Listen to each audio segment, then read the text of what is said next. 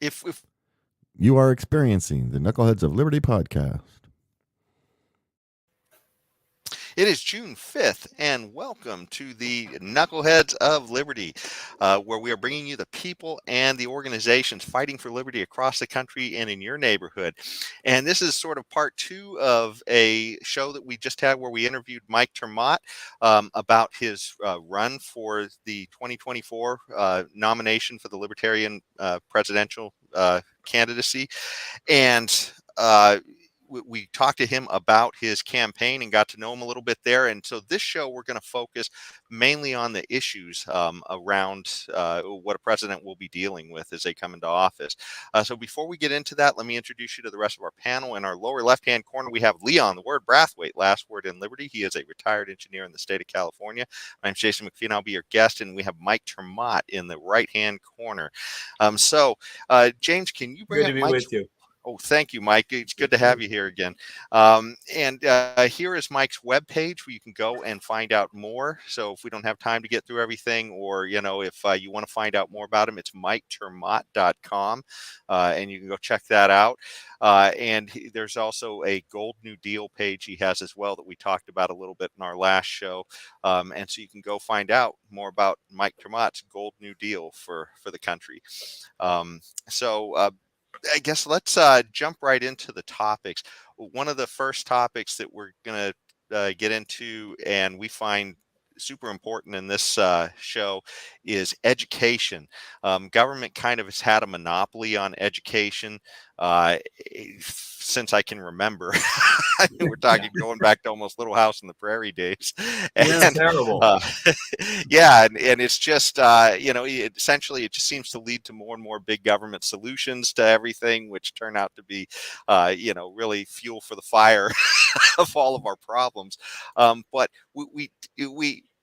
I guess what really has given us a fire for most people to see that this isn't working is the recent pandemic, where people saw that the schools were just shut down. They really didn't have a priority for the kids in this sense, who were almost the least at risk from COVID, we found out. And it seemed to be that way at the time too, but nobody had the courage, I guess, to put the kids first. And so we've Nobody seen had the that courage to stand up to the teacher unions. That's true. Yes. That is true. Absolutely. Yes. Yeah.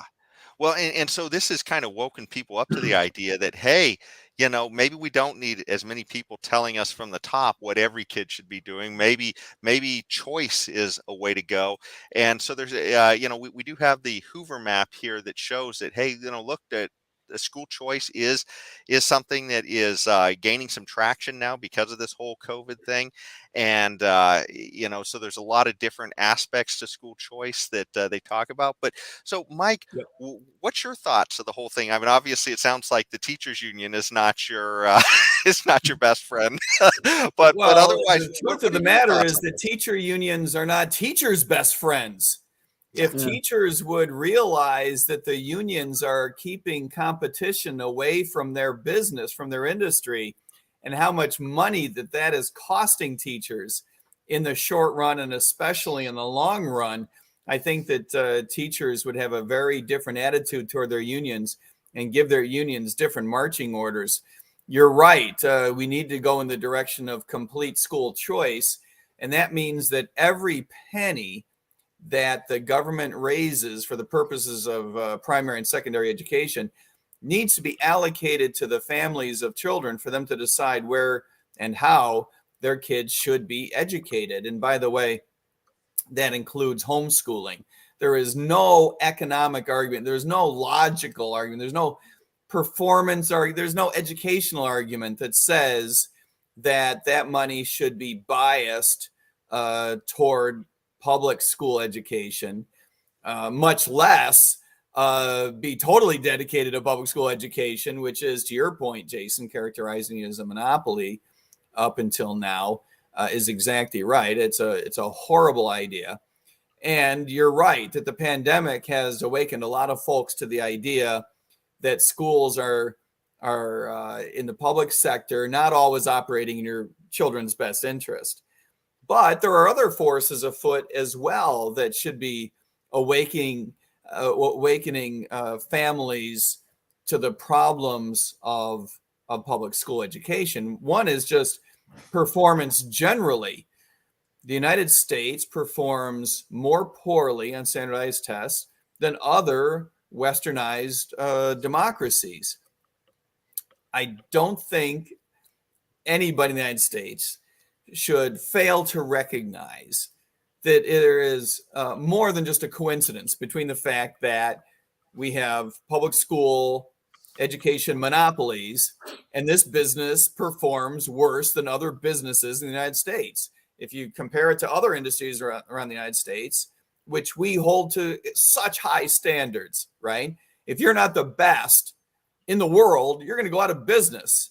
Yes. And yet monopolies are granted to local school districts in the public sector all the time in the United States. And we tolerate horrifically low performance standards. It's horrible, and it's not a coincidence.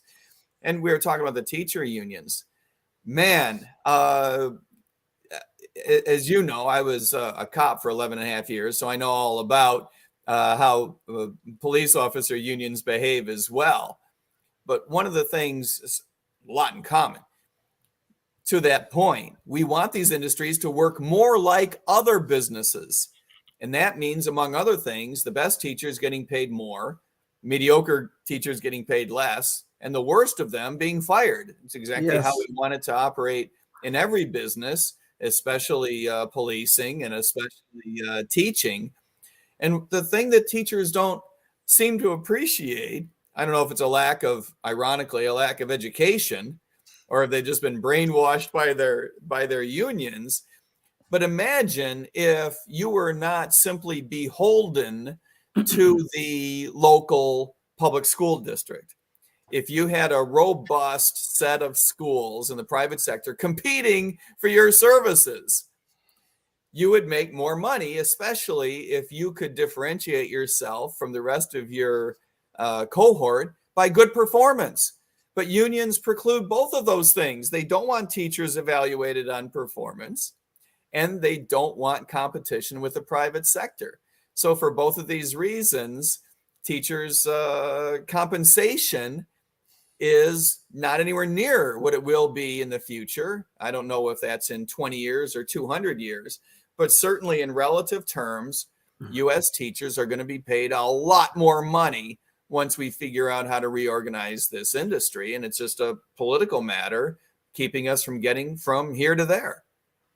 Well, Mike, but at a philosophical level, we have had discussions about this whole idea of school choice or parent choice, as some people call it.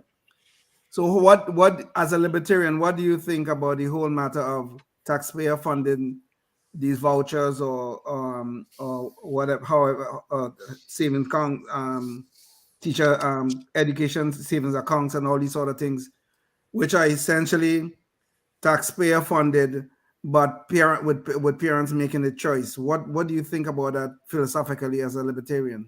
I think it's an important step in the right direction. I don't think it's the last step. Okay.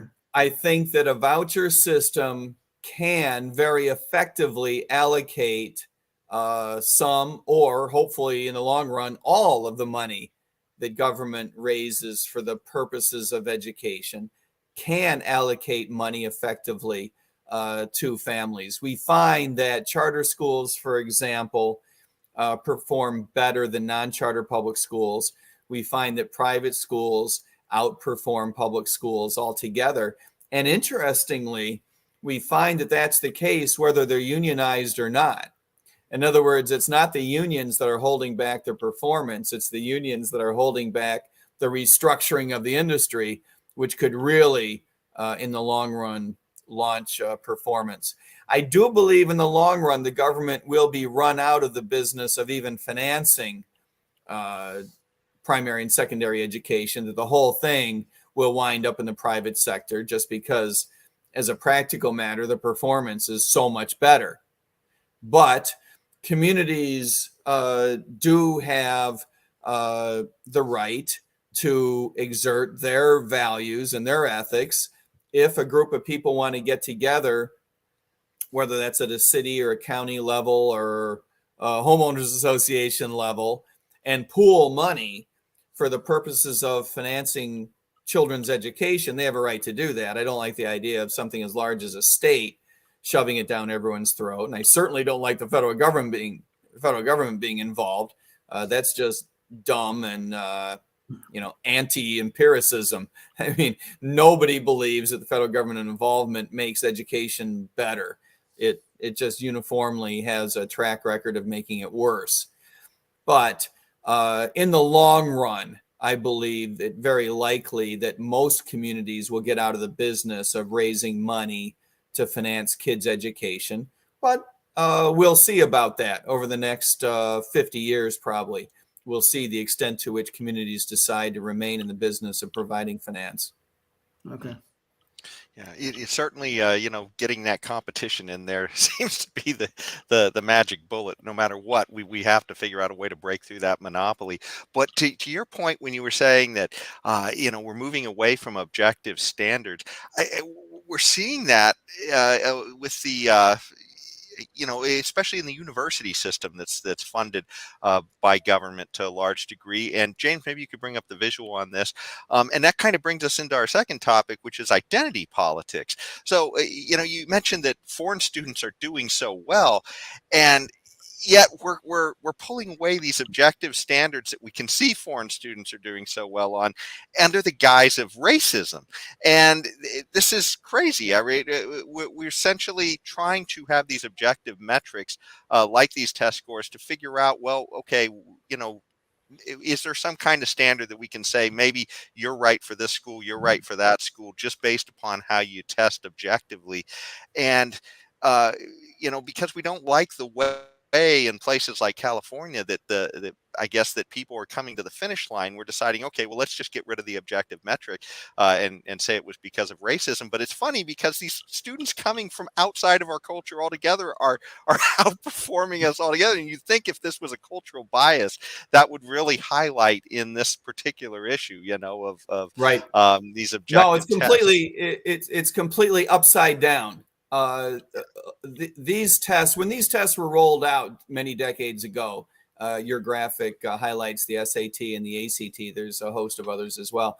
These tests were welcomed as a way to get rid of the biases that many universities and colleges had in favor of and against certain high schools and certain types of high schools, to give kids that came from relatively poor high schools, and certainly high schools that were not well known, give them a fighting chance to get into the best schools and the best universities.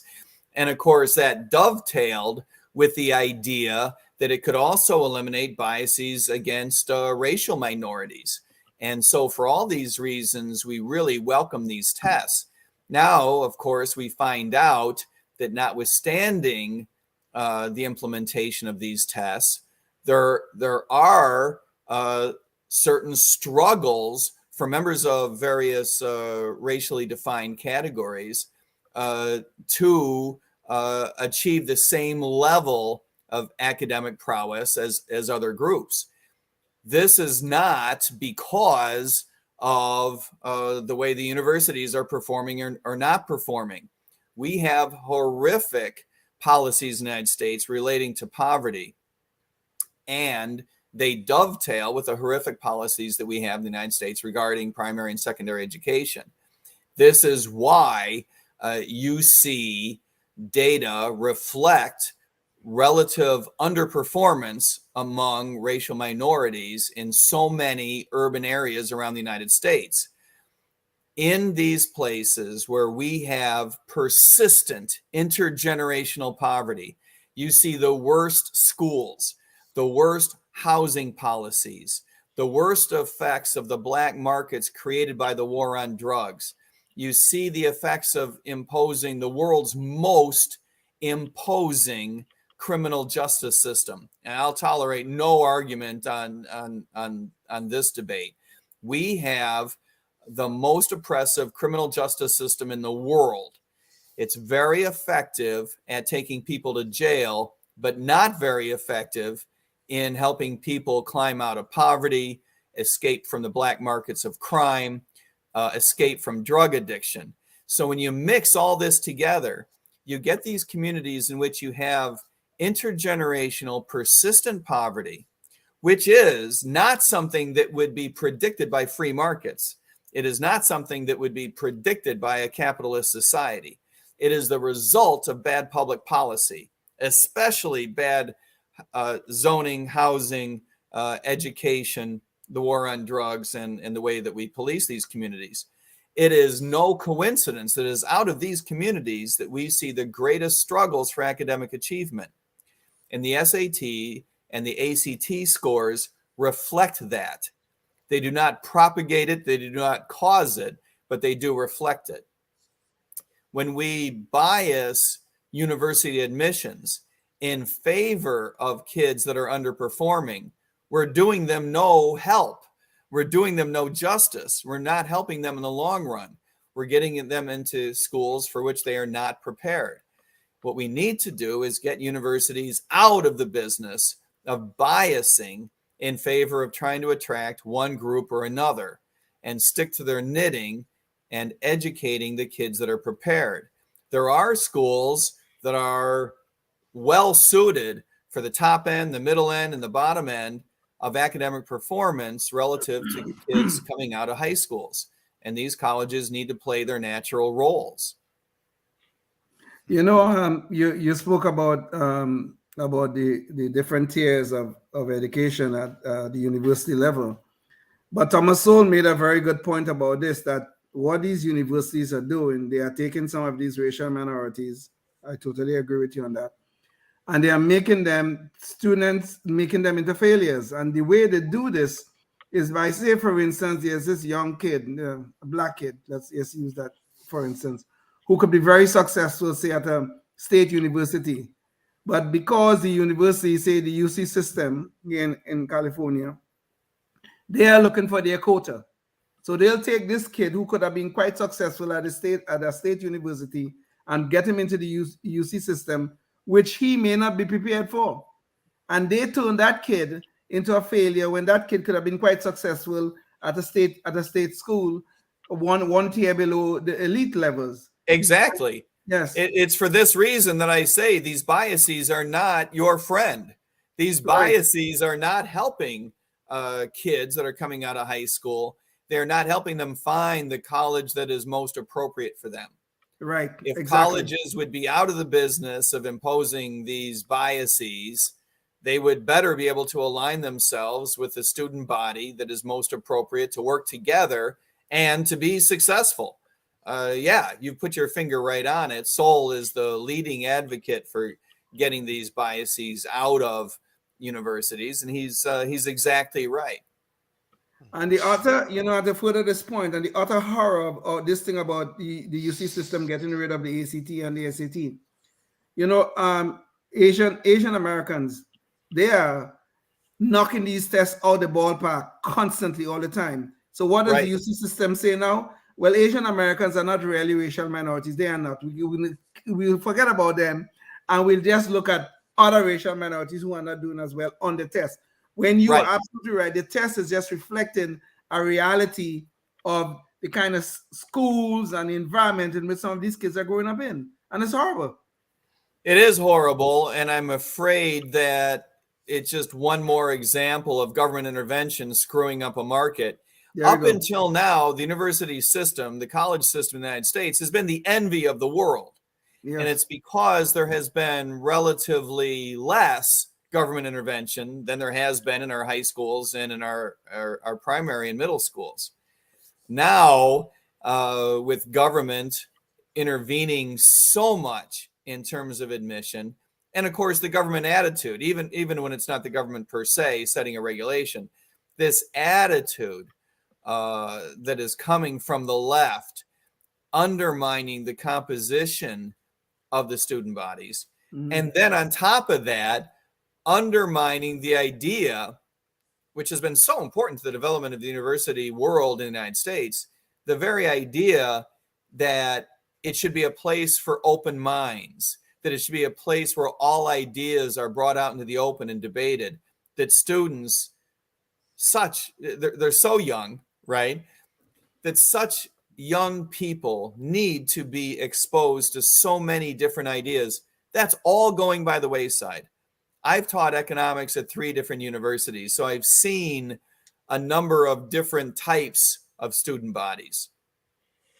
And the one thing they all have in common is it always takes my breath away how young 19-year-olds are, right? I mean, truly, we're talking about kids. Yes. Legally, yes. they're adults. Yes. But intellectually, philosophically, in terms of their education, they're kids. Yes. And Yes. we are biasing our kids at their most vulnerable time toward a particular leftist way of thinking that is so dangerous, empirically speaking, just because they're silly thoughts, but philosophically aligning with our First Amendment values of being exposed to a whole range of thoughts. Arguably, it's even more dangerous if we're graduating adults who believe that their fellow Americans need to be protected from ideas rather than exposed to them. Culturally, we're in a lot of trouble. Indeed. Yeah. Totally. And I, yes. and I don't want to spend too much more time on this topic because I want to get to another, but it sounds like a ter Maat administration would be definitely for getting irrational bias and superficial biases out of government. We would certainly get the federal government out of it, and then we would just rail against state governments getting into it. And remember that even in places where the White House does not have direct control, the executive can move debates. That voice matters a great deal. And so, no, you wouldn't have direct control over what the state of California does. But by moving the debate, you would be able to provide cover for the states that are doing a better job and thereby attract more students. Mm-hmm. Well, this kind of dovetails into another issue, and that's that, when government has tended to want to silence, you're talking about sort of giving a cover for people being able to express these ideas. Well, currently, if you speak out against what the federal government is doing, they've been trying to silence us, as we've seen recently with the whole Twitter files and some of what happened during the COVID era, I guess, for lack of a better word, where if you oppose the government, they were out there to shut you down. And James, maybe we could bring up the visual on this. So here's an article from Reason that shows journalists Matt Taibbi and Michael Schellenberger testifying in front of Congress about some of the stuff they had found of the government trying to get kind of covertly these ideas of censorship into some of these social media platforms, where they would essentially promote ideas that were favorable to the government and sort of demote ideas that were unfavorable to the government's ideas. And this was covertly. At the same time, we saw the Biden administration literally try and overtly put in essentially an Orwellian ministry of truth. It was a disinformation board that they were trying to get into the Department of Homeland Security, and all with song and dance numbers from the person who was going to be their leader, apparently, in this Nina Jankowicz. So what are your thoughts on this? How would a ter Maat administration look to, I guess, go after some of this issues of censorship in the government? It is to work backwards. It is vulgar to the point of being a joke. I mean, you're right to characterize it as Orwellian. I'm sorry that so many Democrats, and sadly a number of Republicans as well, don't seem to recognize what the First Amendment is all about. The First Amendment isn't merely about your right to say whatever you want to say. It's also about the right to not have your government involved either with your right to say it, how you express it, how media companies work. Social media companies need to have all of the flexibility that newspapers used to have. In 1996, the federal government was on a rampage about the advent of what they called smut porn online. And they were all aflutter about these forerunners of social media platforms, hosting conversations and pornographic material that the government thought our children needed to be protected from. And we all appreciate the motivation there, notwithstanding the fact that as libertarians, we recognize it is the province of parents to protect their children. Federal government legislators wanted to gain parental support by helping parents out and attacking these social media platforms to push them toward taking down porn.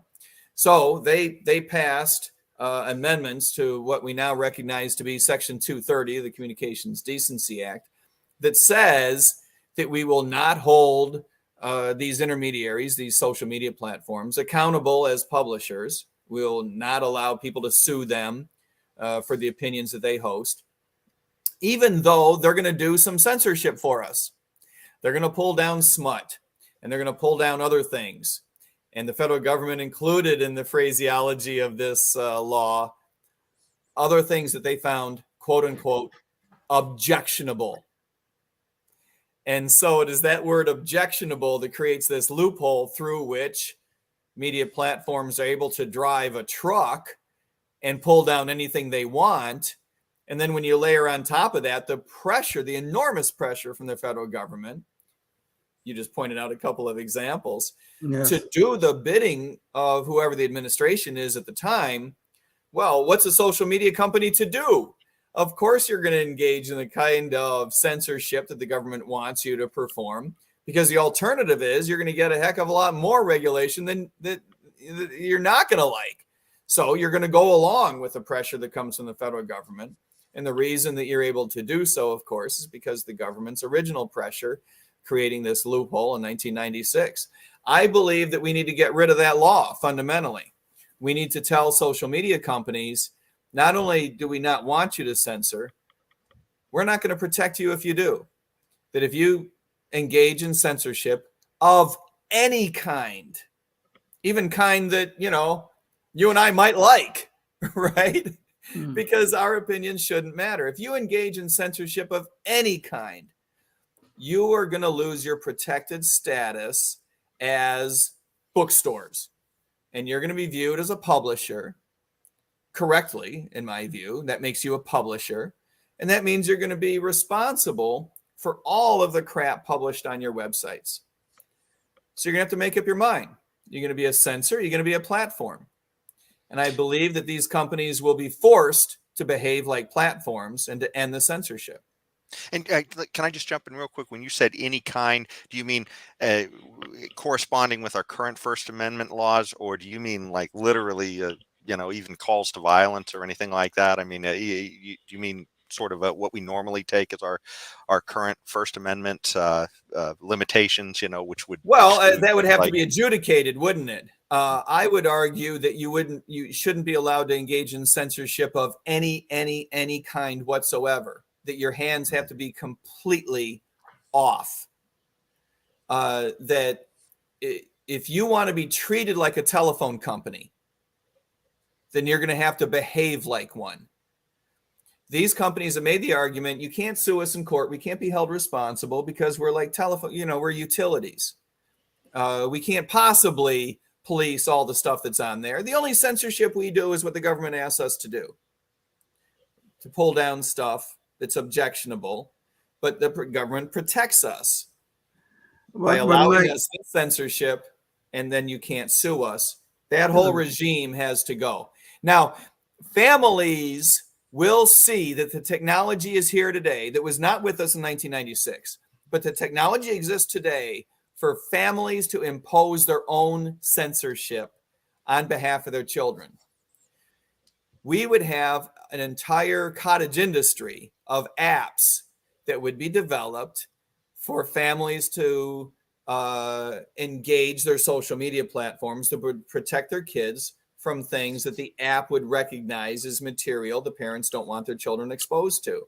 This is the direction that we need to go, to empower individuals to protect themselves, to protect their kids, protect their families. We don't want the censorship coming from the media platforms themselves. So wait. So I'm a little confused. I want to go back a little bit to Jason's point. Under current law, under Supreme Court interpretations of the law, you are not protected if your speech incites violence. That is not classified as a First Amendment, as part of your First Amendment rights. If That's you're trying right. to incite violence, or if your speech may involve harm or injury to other people. Say, for instance, if I go into a crowded theater, that's the cliched and classic example, and I shout fire, people start to run out and get trampled and people end up dying. I cannot claim that Right. was my free speech right and that kind of stuff. That's the current interpretation of Supreme Court law. Are you saying those Slightly boundaries? nuanced, but keep going. Yeah. Yes. So are you saying that you find those boundaries are too restrictive in terms of the First Amendment? Absolutely. Not only do I find it too restrictive, but I believe that most courts do as well. It is not blanket true to say that you're not allowed to shout fire in a theater. That is an overinterpretation. We need to allow speech as long as it doesn't trip into criminal behavior. I'm not suggesting that we pull down criminal statutes that recognize the possibility of conspiracy, right? Felonious conspiracy is something that we should not tolerate. So don't mishear me. But incitement to violence is not the same thing. If you can demonstrate in a court of law, in a court of criminal law, that someone's speech has led directly to violence and felonious behavior, then by all means, prosecute that person. But that's not the same thing as saying the government is going to preclude you from saying certain things because we fear that it might lead to the incitement of violence. Those two things are very, very different. I understand. Okay, and I accept your point. I accept the nuance difference you have just laid out, and I totally accept it. But what about cases where your speech could lead to harm of other individuals? As for instance, let's go back to that classic case or the classic example that we always give. If I falsely claim there's a fire I'm in a crowded theater, and I falsely claim that that could lead harm to someone else. Now, you would agree that that person, well, it would be me, should be prosecuted. Now, you're saying that I am free to say that, but if it does lead to harm of other individuals, then I should be prosecuted. Am I understanding that correctly? Yes, but that is because you took an action intending to hurt somebody, if that can be proven. So it's about not shutting down the speech ahead of time. It's more about prosecuting somebody for the how that tied into the action after the fact, I guess. That's exactly right. Okay. Well, Leon, let's jump into another area real quick because I don't want to spend too much time on this one. And this goes into more of Mike's wheelhouse, I think. Yeah. So, and I'm going to combine two issues: one of the censorship and privacy, and the crazy way we're dealing with our money right now, and the debt and fiscal irresponsibility.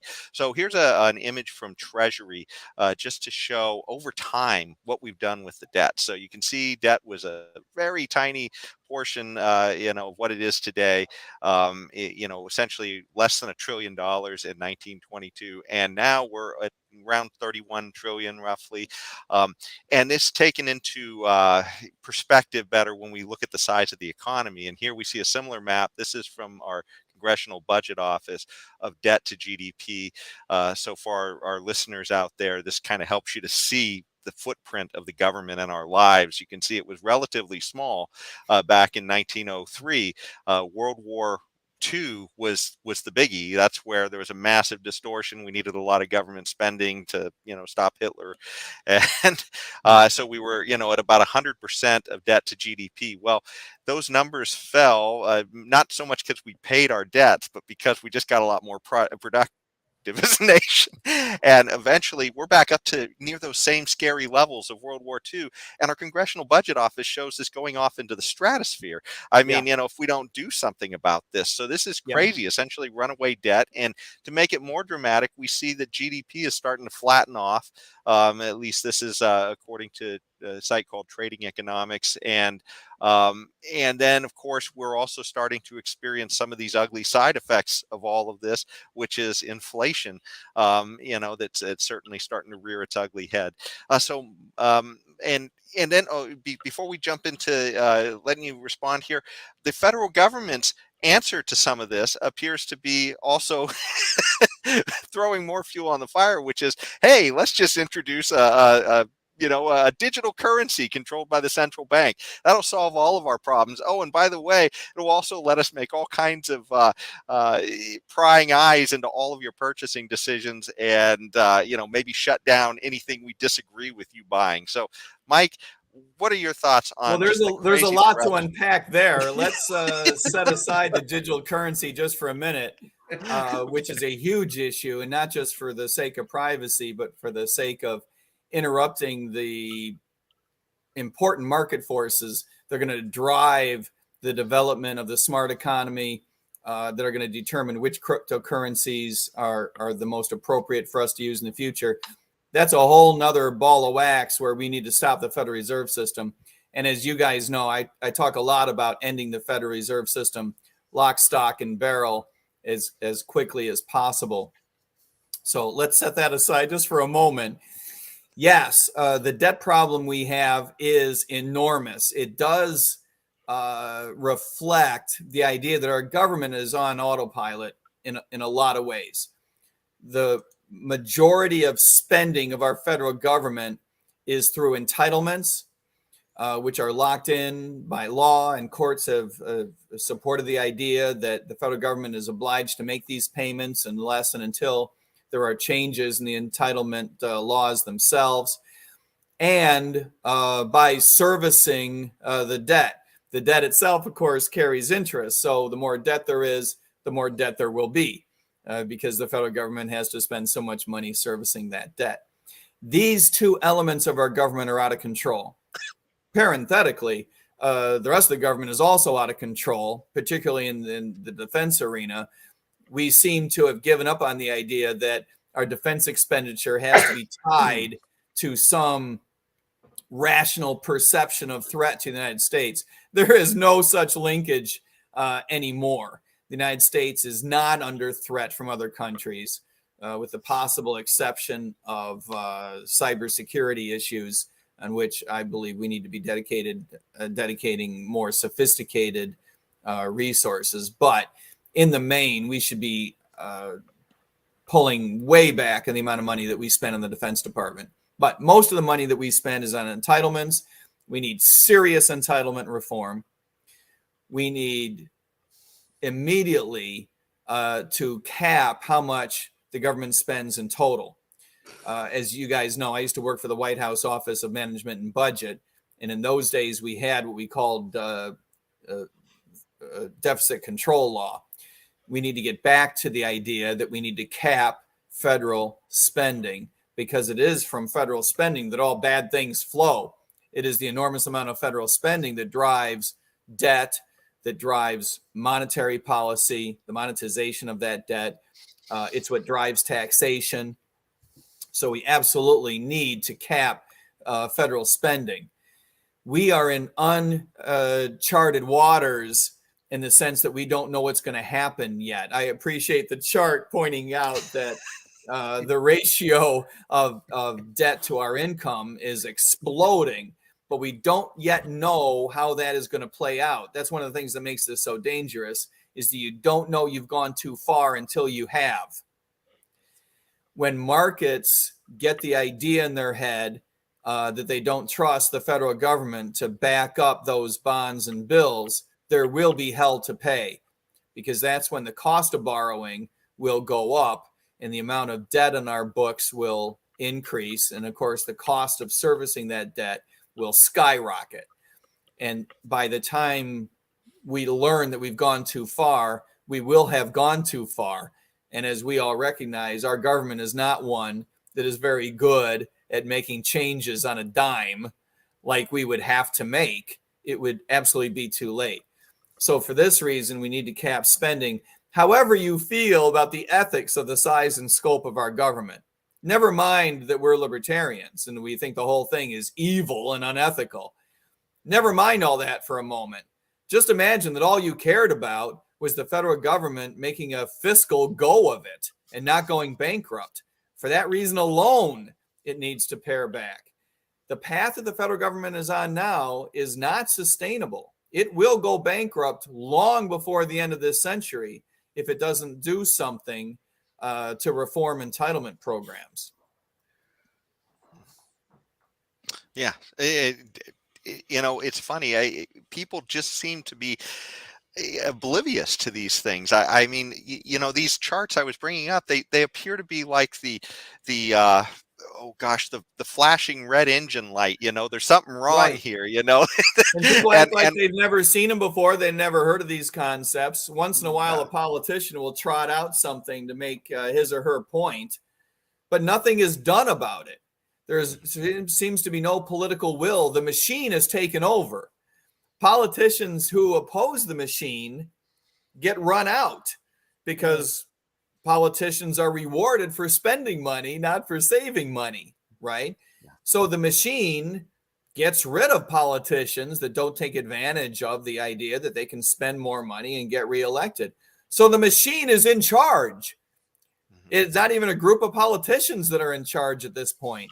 It is the machine itself. It's the government itself that is in charge of its own expansion. It's like a runaway AI bot. It's just something that politicians cannot seem to muster the political support or the political will or the ethical backbone to stand up against. For this reason, I think that there's plenty of cause for concern. We need a libertarian in the White House, whether that's a capital L or a lowercase l. Ethics aside, we need a fiscal conservative to help stop the runaway train. And the unfunded liabilities. I mean, when you look at that, when you add that to the picture, I mean, it make things look even more horrible than it already is. Well, you're exactly right. If you look at Medicaid, Medicare, you look at Social Security, and you look up the SSA food stamp type programs that we seem to be obliged to fund the states, the unfunded liability is just absolutely gigantic. Social Security is out of control. Yes. And we need to be the ones that say Social Security is evil. Everyone talks about how Republicans and Democrats can't talk about Social Security. It's the third rail of politics, right? If you touch it, you die. Well, we as libertarians, we're the people who are the philosophical descendants of this nation, of the Constitution, of the people who put together our Constitution to protect us from government power, that put together the Constitution as a set of delimited powers to protect our individual rights. If we don't stand up for that, nobody else will. Yeah. No Republican, no Democrat is going to stand up in a crowded theater and say there is a fire and it's called Social Security. Social Security and the idea of pushing youngsters into it, the idea of forcing youngsters into a program that's going to guarantee them a crappy return, possibly no return at all. You're right. That is unethical. That is evil, evil stuff. I recognize that we need to protect grandma and grandpa because they've already paid into the system. Okay, they're done. We have to honor that contract. But pushing youngsters into it, that is bad stuff. I don't know how you look at yourself in a mirror if you're a politician voting for that. Well, and quite frankly, sorry. Sorry, Leon. I was just going to say, to hammer home your point, conservatives, Donald Trump appears to be the leader of that party right now, and he is attacking anybody who raises any concerns about these unfunded liabilities and things like Social Security and such. So. Yeah. Well, Donald Trump is the people's fool. He is a populist. He is leading people in the wrong direction. He is not a sophisticated person. He makes no pretensions to being a sophisticated person. He does not understand economics. He does not understand government finance. I appreciate the fact that he's good at branding and building, buildings. Good for him. Unfortunately, those are two things that we do not need done at the federal government. What we do need done is some recognition of the power that has gotten out of control. So, Mike, getting back to the issue of Social Security, I mean, I agree. The government forcing us into a contract where we are sold this bill of goods that if we work, some of our labor can be placed into this little so-called fund, and when we retire, then they will pay us back for the rest of our lives certain amount of money and all that. I mean, they sort of set up these quasi property rights, okay? But you're right. It's a disgrace. It's evil. If you want to use that word, that's fine. So what do you do? We do have a problem here as a result that if you're going to get rid of Social Security, and I think we should get rid of it. I don't think the government should be engaging in any such contract anyway. But what do you do about the people who have already paid into the system, and now we want to end this program, and it should be ended? Yeah, you got to phase them out. Someone who's been in the system for 30 years, you're just going to have to let it play out. You're going to have to honor what you owe them. The people in the middle, the people in the middle and the people at the bottom who are already in the system, you're going to have to offer them an option to either pull out what they've already put in and put it in some sort of 401k. You're going to have to give them an option to participate in the system going forward, or some hybrid that they leave in what they've already paid in, but they opt out going forward. You can give them that option. And then for the youngsters, if someone is 21 today, say, you might have to give them the option of which way you want to go. But for anyone younger than that, anyone who was born after 2003 or so, those people, we should not even be giving them the option to go into Social Security. It's time to just be honest with them. I do believe that politicians will require, as a step toward completely getting rid of Social Security, I do believe that the next compromise is probably going to be get rid of Social Security for youngsters, but require them to save, right? That's been the option that, for example, the Cato Institute has been behind for 25 years, suggesting that as a political compromise, as a step toward getting rid of Social Security completely, tell people they have to save, you have to put it in some sort of an account. But in the long run, government should not have a role in deciding whether or not we save, much less how much, much less putting it into a government account, much less putting it into a government Ponzi scheme.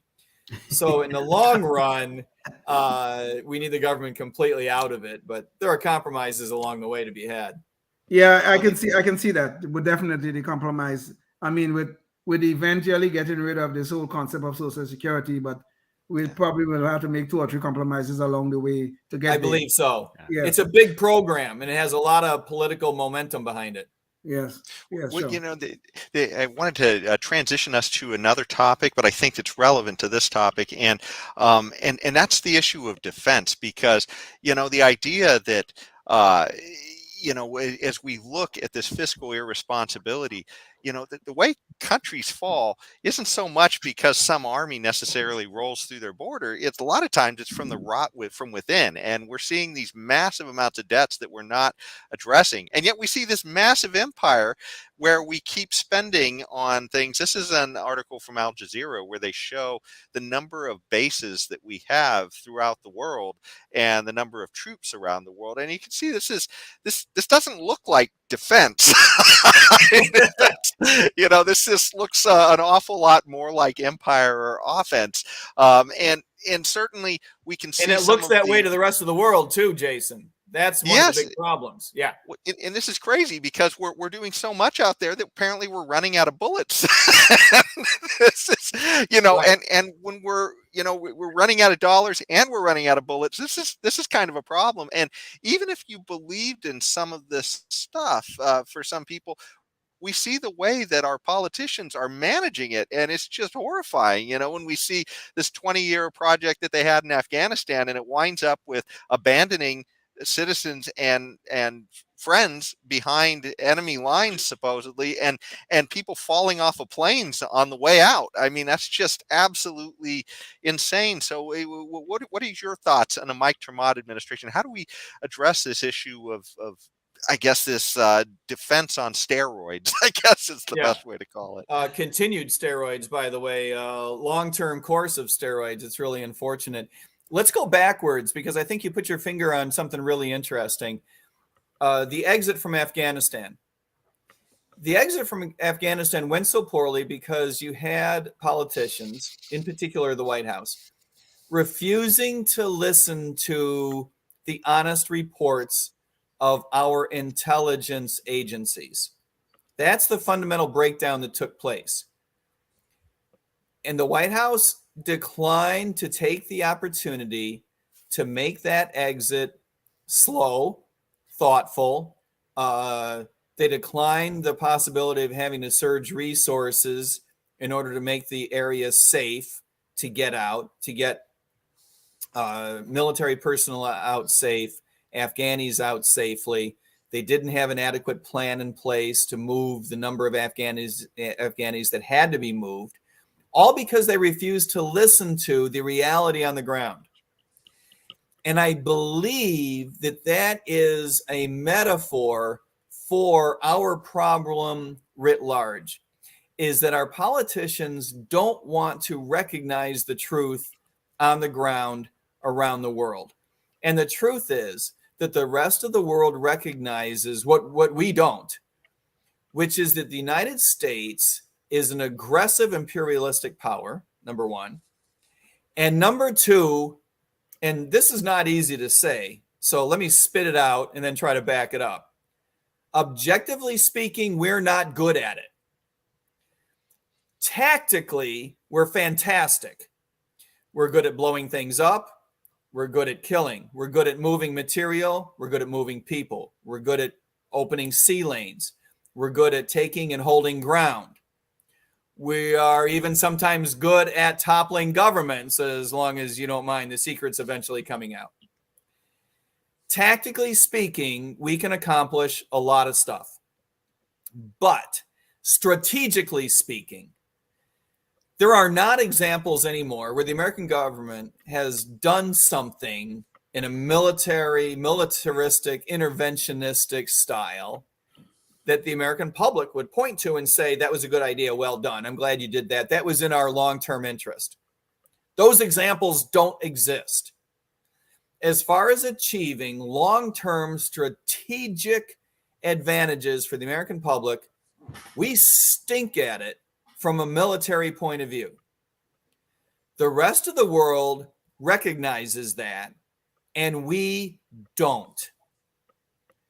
So, as a matter of saving money and resources and lives, yeah, we need to start pulling back our military bases.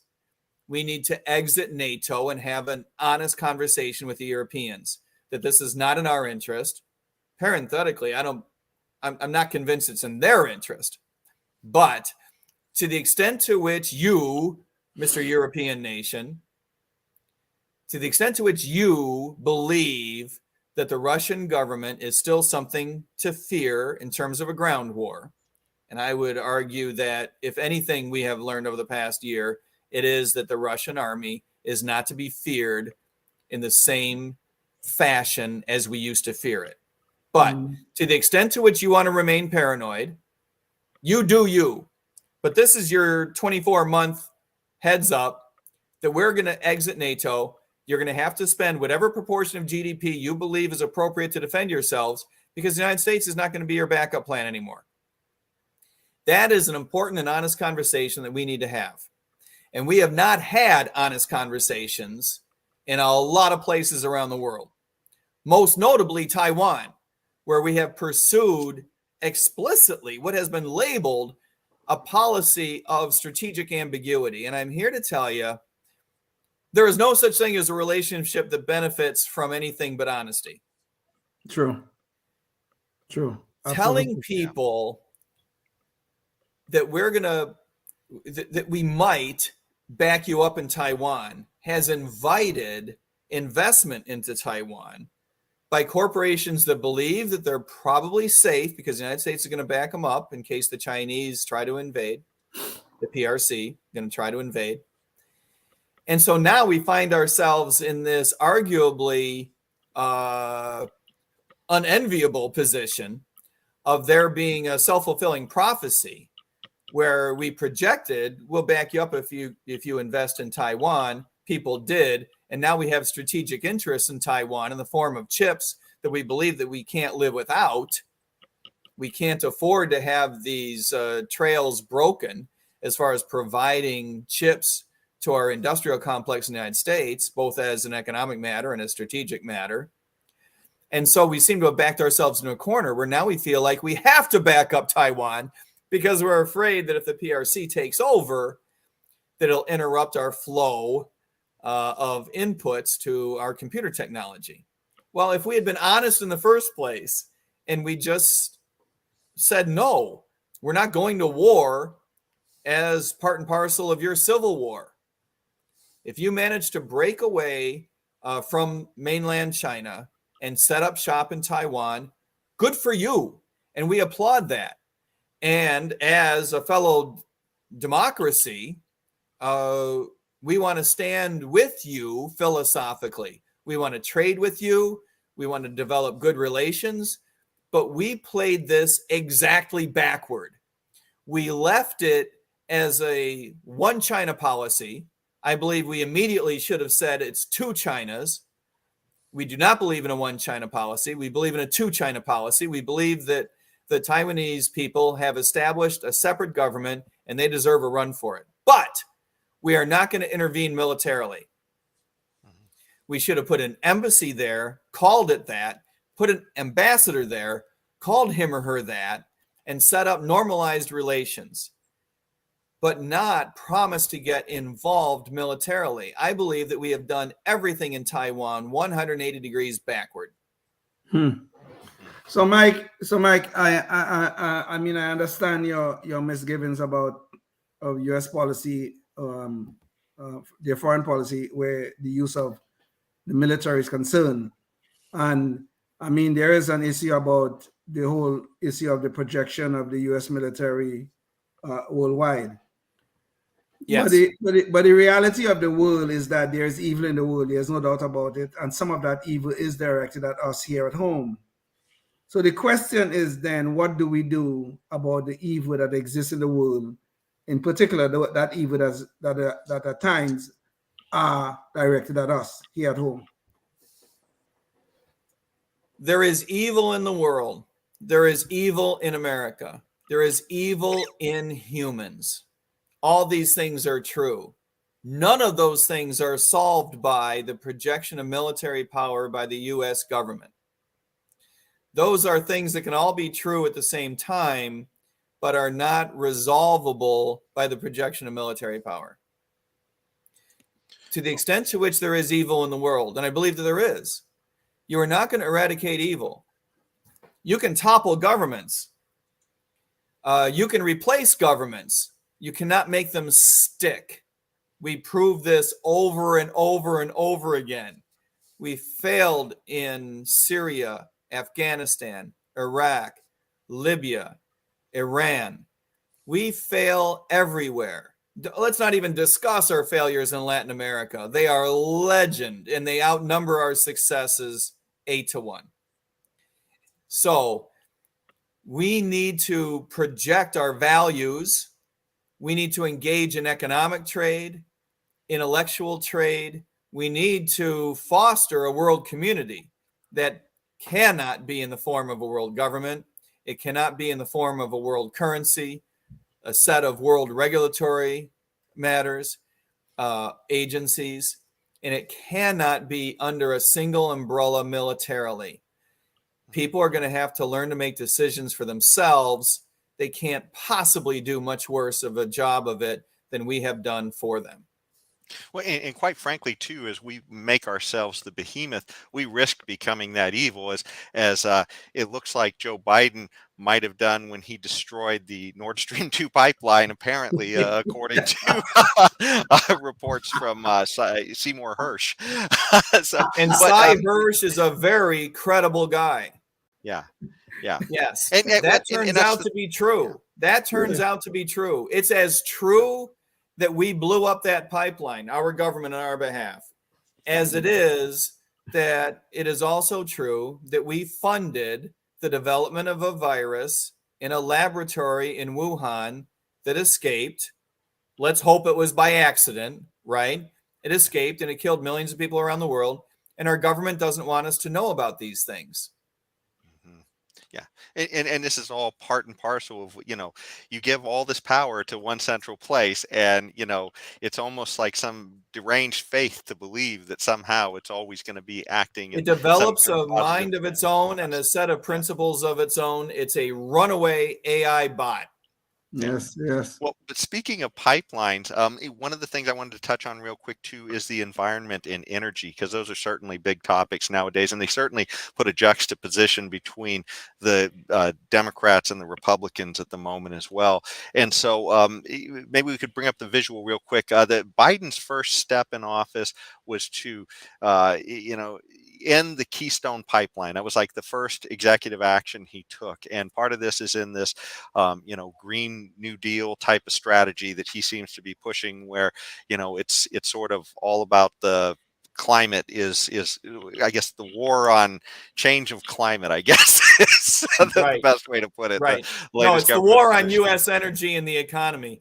Yeah, we do need a new deal. Yes. We do need to change the relationship between us and the government, which is why I'm pushing what I call the Gold New Deal, which is to say a libertarian-minded relationship between us and a government that should recognize that we need to force to recognize that the reason for its existence is to protect our individual rights and not to intervene into our economy. Not only was that a stupid idea, revoking the permit for the pipeline, but he should have doubled down in the other direction.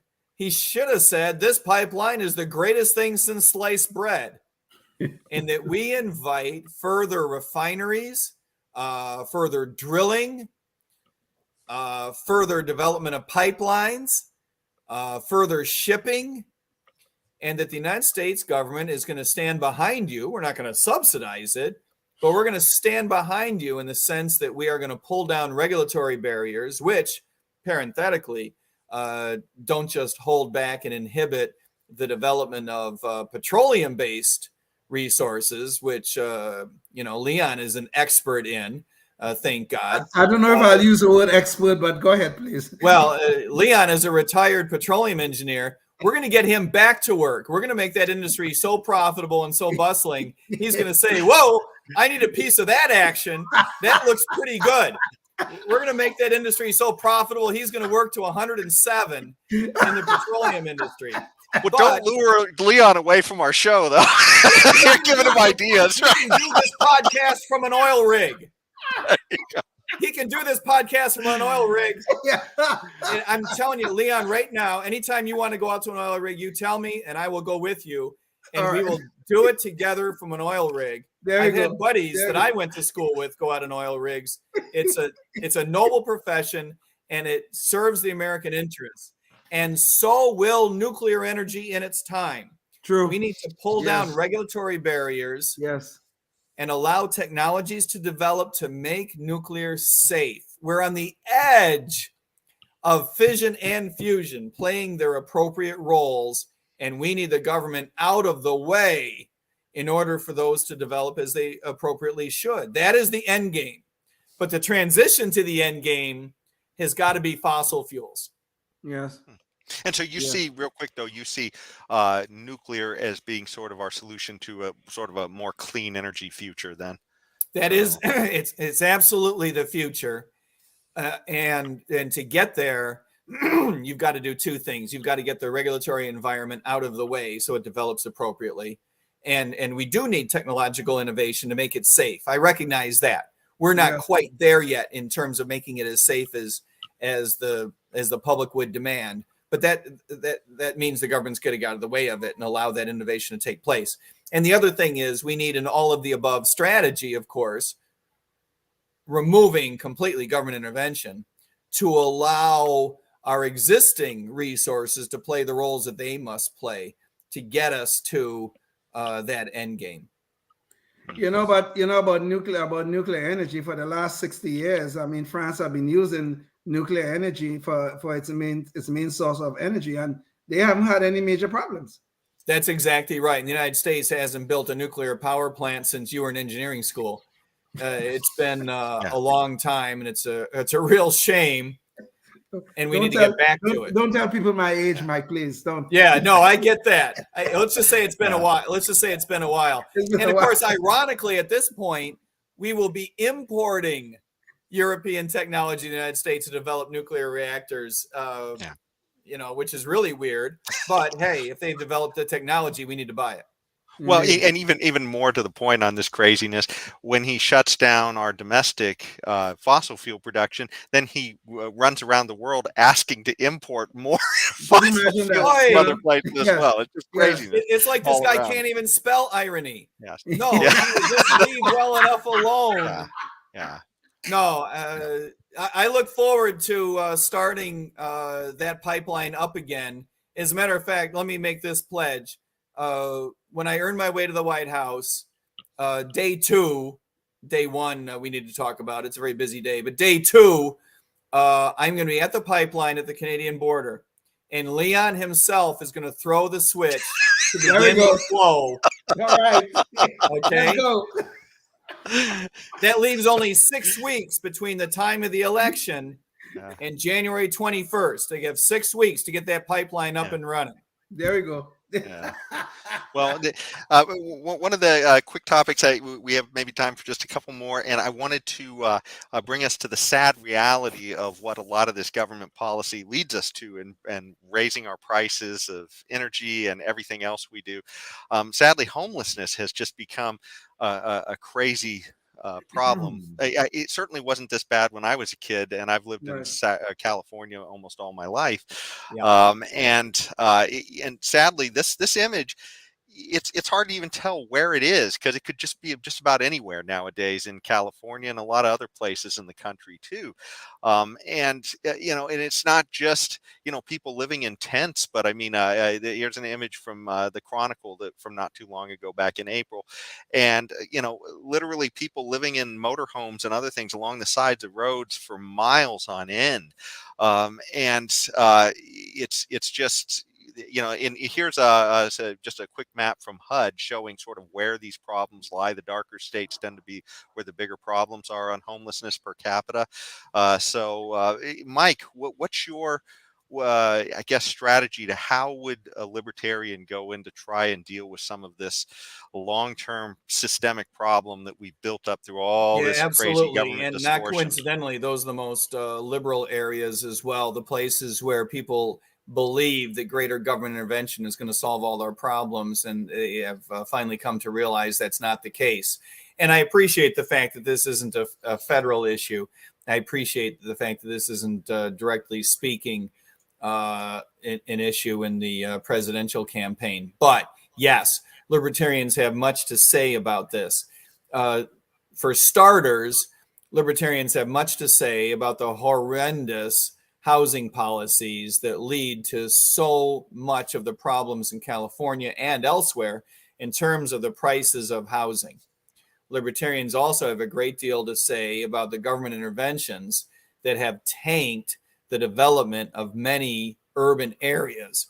Most of these problems are concentrated in urban areas where we have seen a decline in employment, an escalation, ironically, in the price of housing, the decline in the school system, drug abuse, addiction, lack of resources to battle addiction, because, of course, we layer on top of that the criminal justice system that precludes people from seeking the help that they need.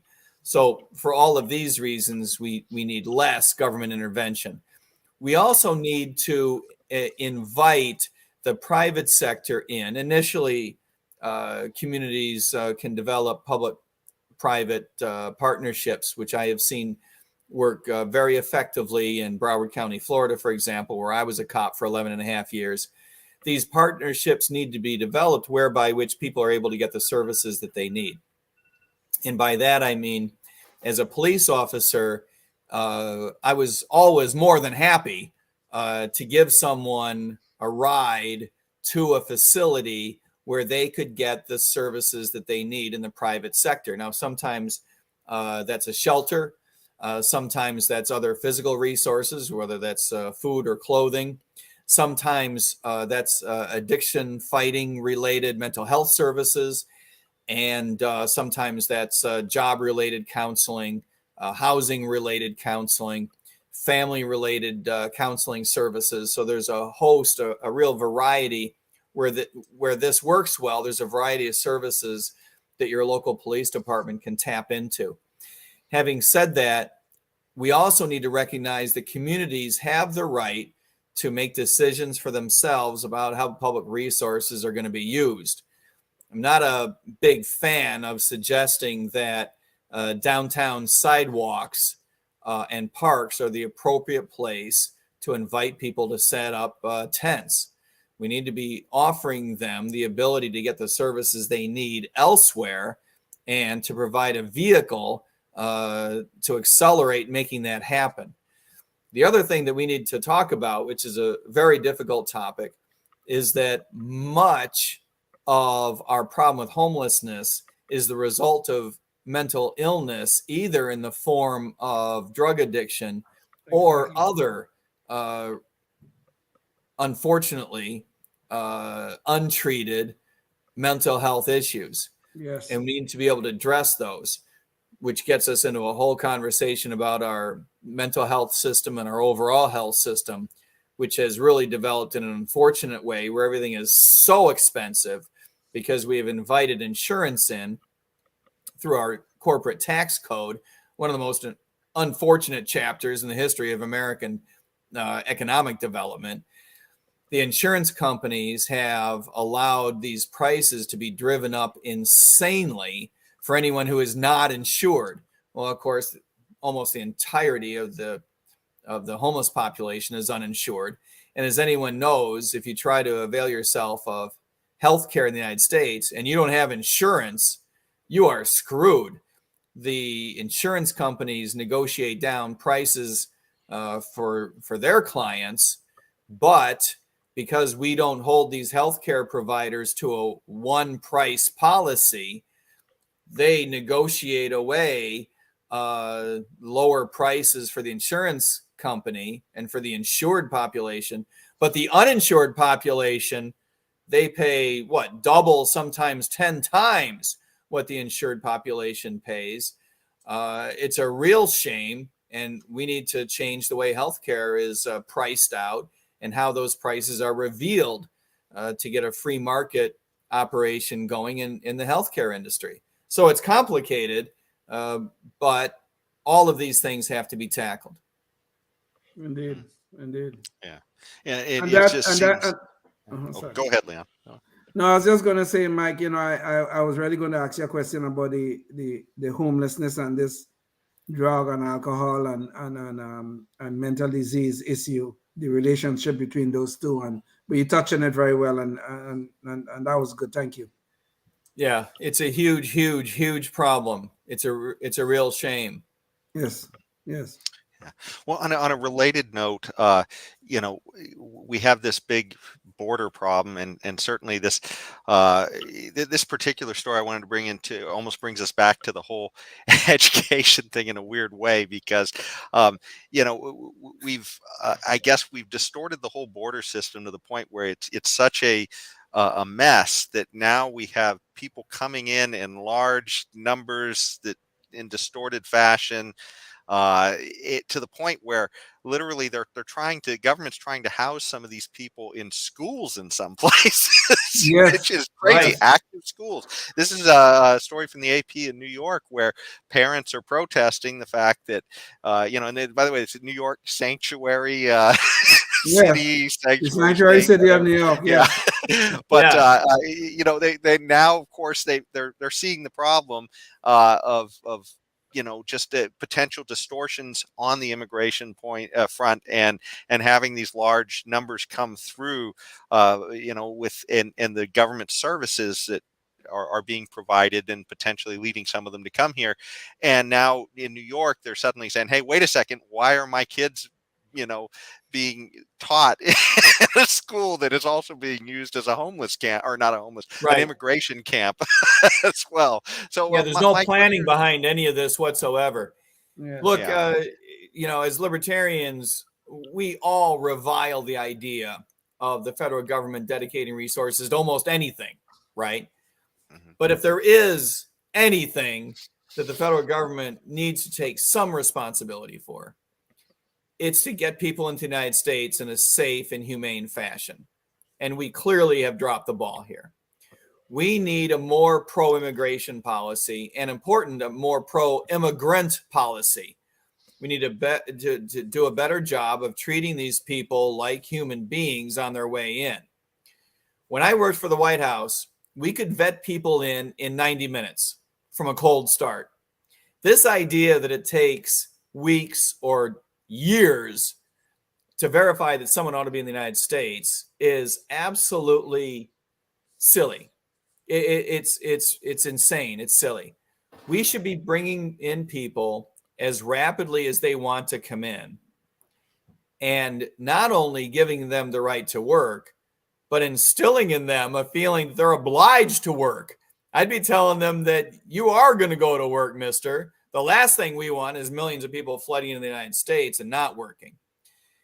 Most of our systems are set up whereby which brand new immigrants are not allowed to take advantage of certain safety nets.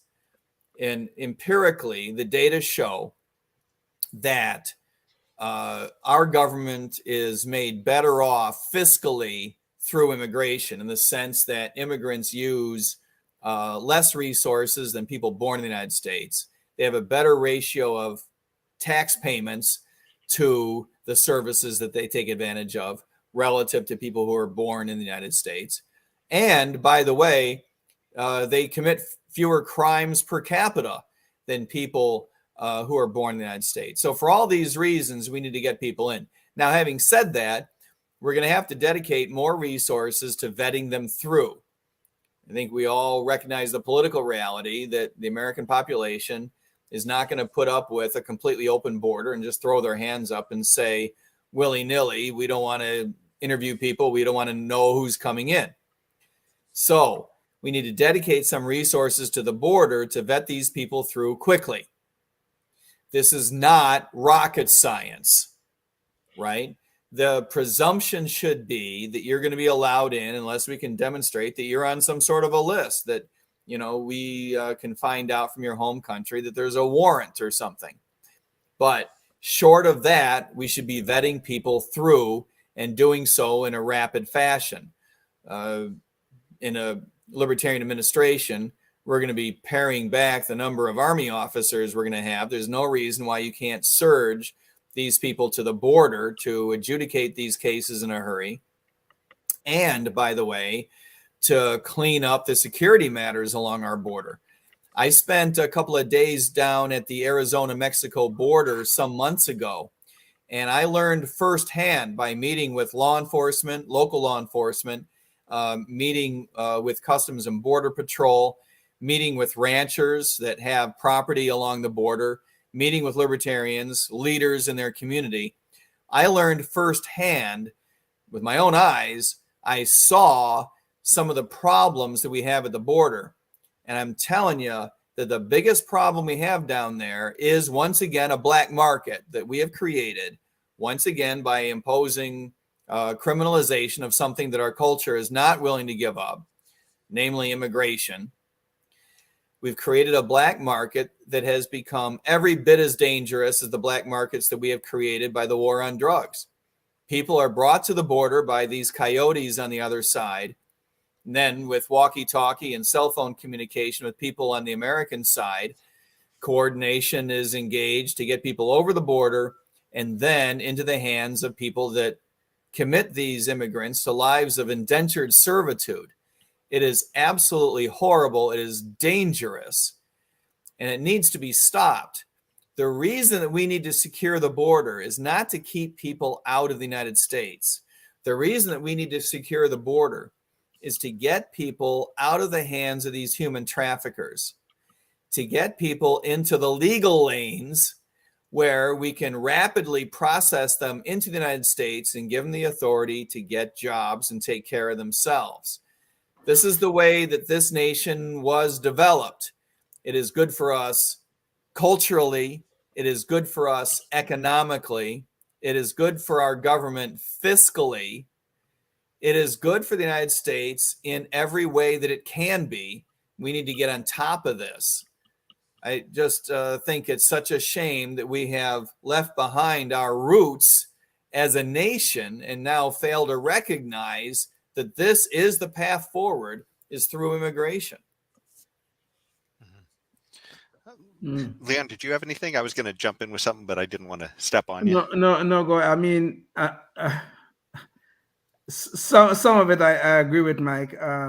Some I have a little issue with being an immigrant myself, but I do take the sovereignty argument here a little more intensely than you do. But we that probably could take the rest of the show. So.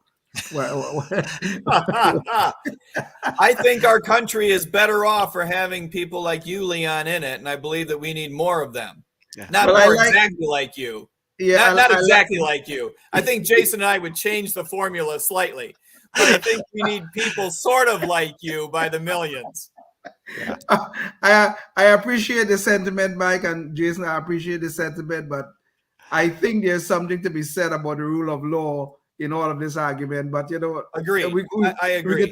We could take the rest of the show arguing about this, but no, there but is. I do like most of what you said. I do like, to be honest. Yeah, there is a nuanced argument to be made, and I appreciate that. We don't want people coming across the border illegally. We want people to be vetted through. We want that process honored. But I do believe that we need to pick up the pace, and I want people to be authorized to work. I think it's dangerous to be vetting people through and then telling them not to work. Yeah, well, quite frankly, though, Mike, when you talk about like the way this country was built, it was also during a time when the government was a lot smaller, that we were at a much better time with immigration.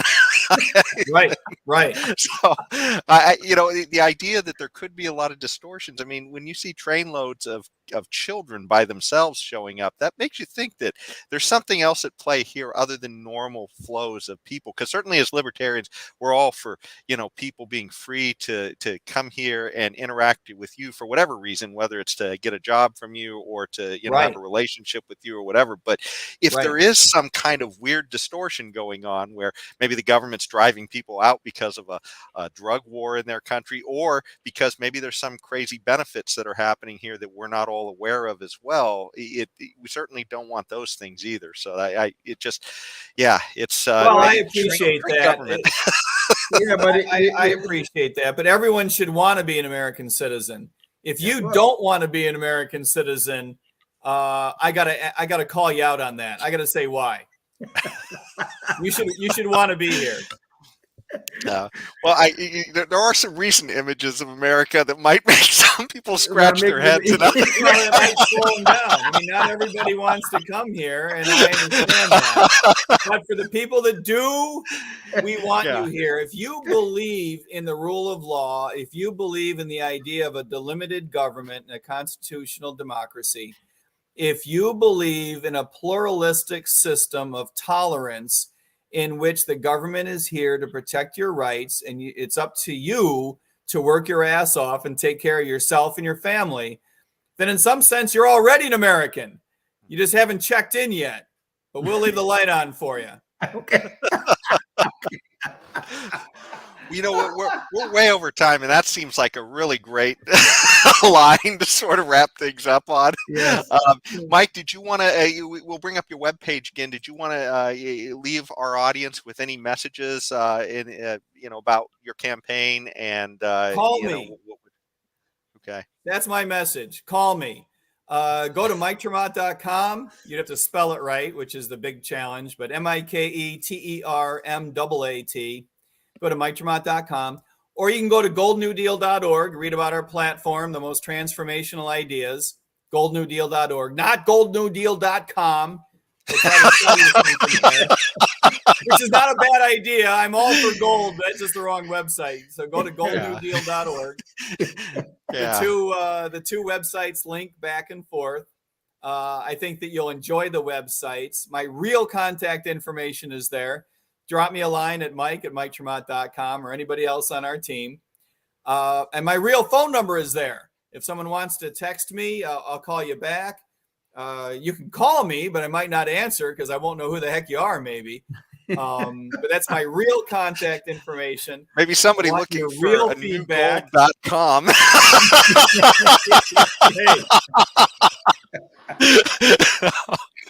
So go to the websites and let me know. We're taking volunteers. And if anyone has a few bucks that is really annoying them and they want to get rid of it, you can do that on the website too. Well, thanks so much, Mike, for sharing your visions going forward on this, because certainly we definitely need a course correction in this country, and some libertarian ideas would certainly be a welcome change in a lot of these things. So thank you for joining us and sharing some of your ideas with us, and for our audience, thank you for listening. And by the way, we did another show with Mike where we talked about his campaign a little more directly and his background, so you can check that show out as well if you want to find out a little bit more about Mike.